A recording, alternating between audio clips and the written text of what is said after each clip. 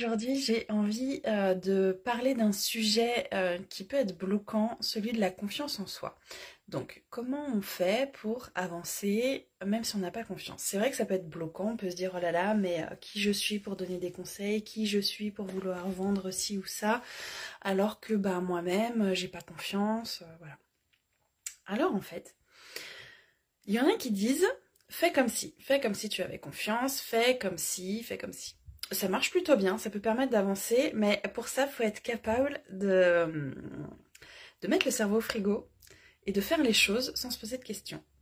Ça, c'est une très bonne manière d'avancer, clairement, parce qu'en fait, plus on va faire, plus plus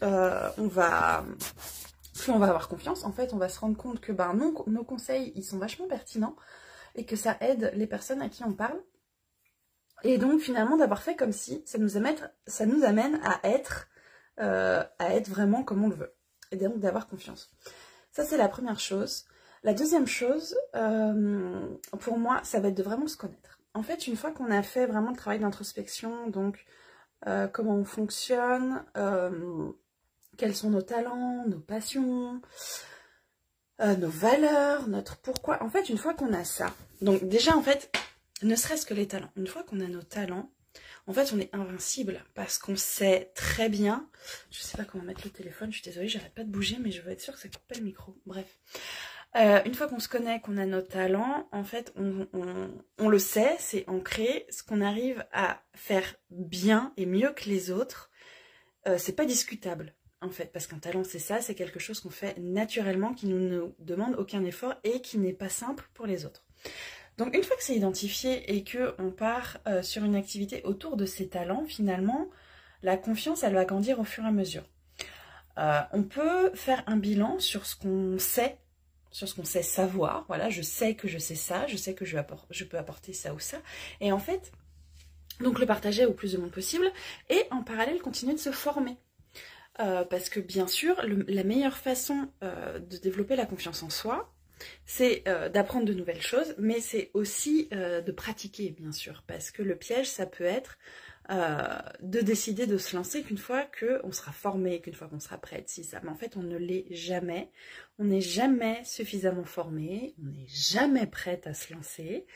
Donc, l'idée, c'est de maîtriser votre sujet. Mais le sujet que vous... Enfin, maîtriser ce que vous savez actuellement et le partager au plus de monde possible. Et en parallèle, continuer d'apprendre. Voilà mon conseil donc pour avancer, même si on n'a pas tout à fait confiance en soi, c'est normal. De toute façon, on n'est pas... Enfin, la société et l'éducation qu'on a ne nous aident pas à avancer en fait. On n'est pas là aujourd'hui pour avancer, on est là pour suivre des chemins tout tracés. Et celui qui a envie de créer son propre chemin, il n'est pas aidé du tout. Et donc c'est là qu'en fait vient le challenge, c'est créer son propre chemin. Alors qu'on ne nous a pas appris à avoir confiance en soi, alors qu'on n'a pas appris à prendre des initiatives, à aller chercher d'autres chemins, à se renseigner. On ne nous a pas appris non plus à être accompagné. En fait, parce que c'est sûr, quand on est salarié, on n'a pas besoin d'être accompagné de la même manière que quand on est entrepreneur. Quand on est entrepreneur, c'est bien d'avoir des mentors, déjà. Un mentor, c'est quelqu'un qui a déjà ce que toi tu veux. Et du coup, de le coller, en fait. Coller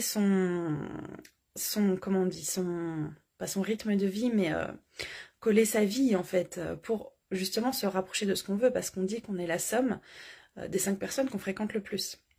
Donc si dans votre environnement, dans votre famille, c'est possible, hein, ce ne sont pas forcément des personnes inspirantes qui vont vous pousser vers le haut, collez-vous absolument à des gens qui ont déjà ce que vous voulez, comme des mentors par exemple.